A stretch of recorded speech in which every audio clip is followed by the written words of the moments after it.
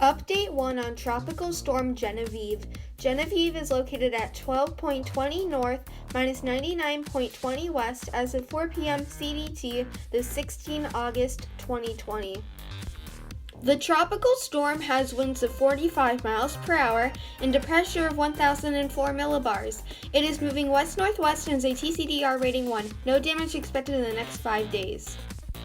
Here is where Genevieve is located. It is currently 324 miles away from Acapulco, 6 away from Guatemala City, 703 from Puerto Vallarta, 1,099 from La Paz, and 1,924 from Los Angeles. There are no watches or warnings currently issued. In 24 hours, the storm will be a Category 1 hurricane. In 48 hours, the storm will be a Category 3 major hurricane. And then in 72 hours, Genevieve will continue to be a Category 3 until 96 hours when it will weaken to a Cat 1. Then the storm will weaken even further into a tropical storm. That's all I have for Tropical Storm Genevieve. Please give this video a like and subscribe if you haven't, and I'll see you all in the next video. Goodbye!